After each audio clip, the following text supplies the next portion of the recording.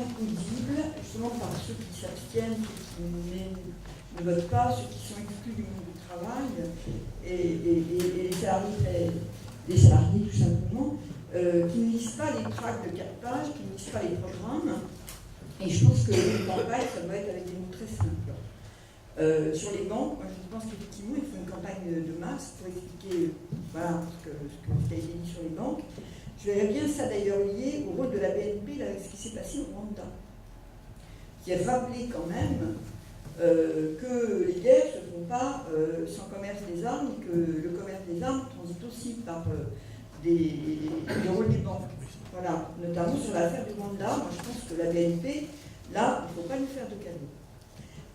Par ailleurs, je suis assez... Enfin, moi, je suis... L'austérité, effectivement, c'est un mot compliqué. Par contre, il y a des mots qui sont simples. Le travail, le logement, le toit, le pain, la paix, c'est des mots très simples. Et c'est unifiant. Parce que le problème aujourd'hui, c'est effectivement de rassembler.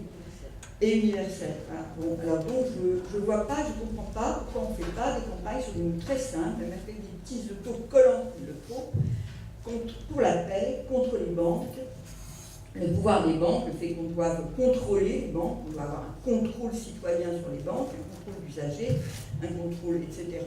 sur les banques, et ce qu'elles font, et voilà, aussi sur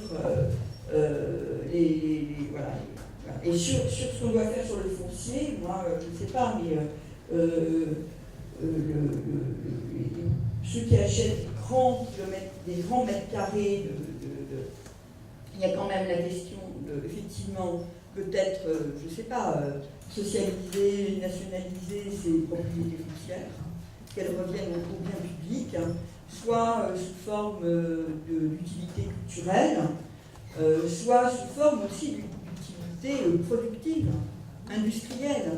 Moi, quand je suis arrivée à Montreuil, il y avait Dufour, il y avait Saint-Gobain, il y avait Créma. Aujourd'hui, il n'y a plus qu'une seule usine à Montreuil. Il n'y a plus qu'une seule usine.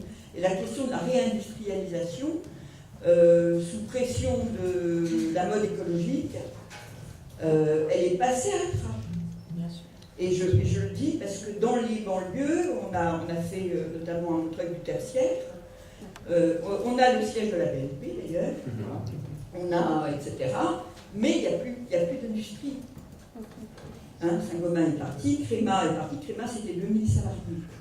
Hein, c'était Hollywood Chewing Gum, c'était 2000 salariés, etc. etc. Donc, quand il y a des grandes, y compris dans Paris, je vois pourquoi il n'y aurait pas des unités de production dans Paris. Bien sûr. Hein, ça changerait peut-être la phase de la gentrification.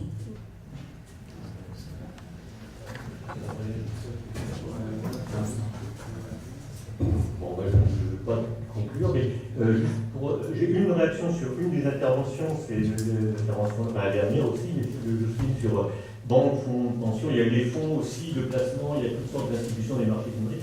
Alors donc je ne réponds pas parce que ça mériterait une séance, qu'il faudra peut-être faire, mais je pense qu'il faut voir à la fois la différence qu'il y a entre le mode de financement de l'économie à travers les crédits bancaires, qui a certaines propriétés politiques en particulier, une banque c'est une institution politique, et le financement de l'économie par les marchés financiers, qui sont un autre type d'institution entièrement construite pour empêcher toute autre influence que celle du capital pur et dur.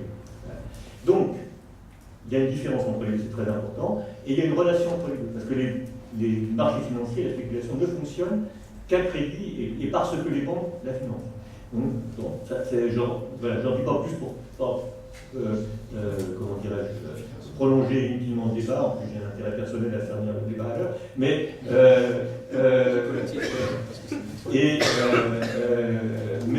effectivement c'est une question. Et du coup, effectivement, c'est une des réponses, à mon avis, à apporter à un de ces problèmes majeurs qui pèsent lourdement sur le coût du capital, qui est le coût du foncier dans un territoire comme ça. C'était tout ce que j'avais d'intelligent à ajouter au débat, et déjà pas mal de choses intelligentes. Moi, je suis complètement d'accord avec toi. Moi, je voudrais prendre l'histoire des questions du PCF et des directions nationales. Je pense que l'enjeu, c'est d'avoir un parti communiste français qui y croit. C'est-à-dire qui porte une conviction, pas une conviction arrêtée, une conviction qui convainc et qui y croit. Parce qu'on a des congrès, et puis on fait autre chose après. Ou on a des congrès qui sont des assemblages de mots, et puis on joue dessus et on fait autre chose après. Donc moi je crois que les communistes et les amis des communistes, il faut qu'ils disent partout ça, il faut que ça monte là, dans l'année à venir. Il faut que vous y croyez. Il faut être tenace, il faut y aller, il faut faire des choses cohérentes. Et puis il y a des choses qui n'ont pas marché, il faut en tirer les conséquences quand même. Il y a des décisions qui ont été prises, qu'on assume. Donc il y a une question de transparence. Et c'est pas un truc de taulier, de patron, non, au règlement de compte, non. Mais de lisibilité, de cohérence, d'efficacité. Dans la fraternité, on sait faire. Et des fois, il vaut mieux avoir une bonne discussion, franche et sincère. Et puis on avance ensuite. Donc je crois que c'est important. Le rôle d'une direction nationale, c'est donner un sens, effectivement. Mais ça ne peut pas être que... C'est tous les militants. Donc, il y a une transformation des partis parce que les militants doivent décentraliser ce sens. Mais ils ne pourront pas le faire seuls. Ils ne pourront pas le faire s'il n'y a pas un sens qui est donné nationalement. On vient de le voir dans l'effacement du Parti communiste français à la présidentielle, qui fait qu'à la législative, c'était illisible. Effacement renforcé par d'autres, y compris des médias communistes comme le journal, qui entretiennent la confusion. 95% le même programme. Non. Et ça ne veut pas dire qu'on ne pourrait pas s'allier d'ailleurs dans un autre monde s'il n'y avait pas eu ça. On s'allie avec les sociodémocrates. Donc on peut s'allier avec Mélenchon. Mais ce n'est pas 95% du programme qui est d'accord. Nous avons fait un programme en commun, si j'ose dire, lorsque c'était 2012. Et là, en 2017, il s'appelait en commun les deux, mais il y avait pas de travail pour le commun. Refus de discussion. Campagne autonome. Plus pas. C'est ma femme qui m'avait convaincu que c'était n'importe quoi à l'époque communiste. Ça ne veut rien dire. Si je sais, mais je ne vais pas le dire comme ça. Troisièmement, il y a la question des congrès. Du congrès du Parti communiste français. C'est une question, à mon avis, qui n'est pas une question de boutique. Mais il est commencé par une méthode, je suis filmé, mais je le pense, qui ressemble à ce que j'ai dans ma boîte, qui est un service public. On fait de l'intégration managériale, ressources humaines. C'est-à-dire, on parle méthode, et puis on fait des groupes de travail de tous les côtés, mais la rentabilité, on n'en parle pas. Le but du service public, on n'en parle pas. Les moyens, on n'en parle pas beaucoup.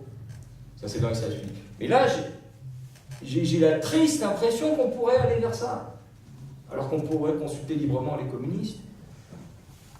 Donc, il faut là aussi, pas de maintien. Mais il faut être libre. Donc, il faut pousser ça, au lieu de découper en morceaux. Et finalement, les choses, il ne faut pas les compliquer au maximum, même si j'aime bien compliquer.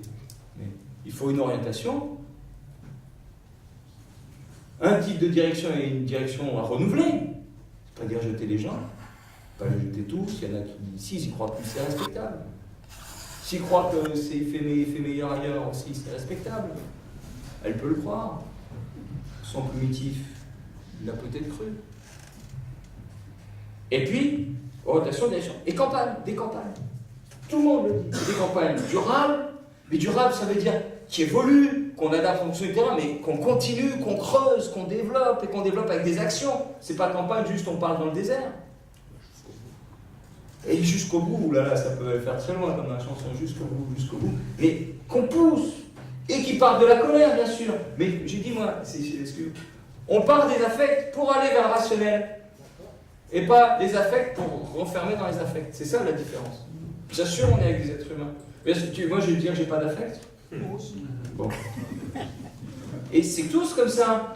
On l'exprime différemment, mais c'est tous comme ça. Il y a un sentiment d'injustice, révolte, volonté d'égalité, un affect dans la fraternité, tout ça.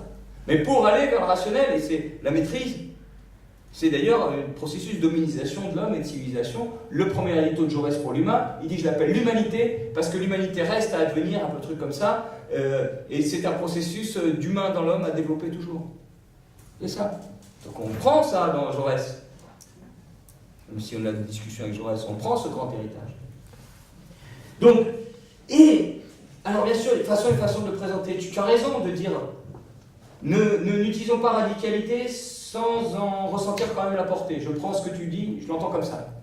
C'est pas ce que tu as dit, mais moi je l'entends comme ça.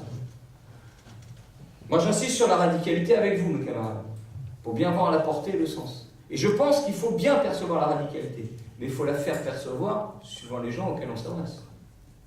Lorsqu'au Conseil économique, social et environnemental, je gagne une majorité largement absolue, en fait, il n'y a que le MEDEF qui a voté contre, et la CFDT s'est abstenue. Ça va, je les ai isolés, ils avaient fait la majorité avant. C'était pas mal. Et il y a des gens du MEDEF, de la CFDT qui sont venus me voir après pour me dire qu'eux, ils auraient peut-être pensé qu'il aurait fallu qu'il y ait une autre décision. Bon, tu filmes. Mais voilà, parce que c'est des syndicalistes, la CFDT. D'ailleurs, il faut un faux procès si tu dis le truc. C'est des syndicalistes, ils pourraient. Et ils sont pas. Mais je n'ai pas dit on va faire la révolution, machin, etc. Non. Et pourtant, ils vont voter des choses que moi je pense radicales, eux ils ne pensent peut-être pas radicales. Peut-être qu'ils ont raison, mais je pense que si on les fait, en tout cas, ça changera beaucoup de choses. Et même d'ailleurs, je le poursuis, quand j'ai dit il faut changer de paradigme, changer de logiciel, j'ai essayé de trouver des formules. Ah non, tu mets pas ça parce que ça c'est la révolution. Ok, je ne mets pas. C'était le mec de la CDT, j'ai pris, hein, voilà, comme dans les combats, les mecs, tu te dis tu mets. Donc, mais il faut quand même voir l'élément profondément nouveau. Et puis, préparer les gens aussi au fait que si on fait ça, on va rencontrer des obstacles. Parce que c'est radical. Si j'ose te dire entre toi et moi, personne n'est que toi. Tu vois, non mais, donc c'est une chose compliquée à tisser, tu as raison, mais je n'ai pas tort. Et tu n'as pas tort. Sur l'argent, je vais continuer les choses intelligentes de Denis par un autre bout. Bon, d'abord l'argent, pour vous aider, il y a l'argent des banques, l'argent des profits, l'épargne, et puis les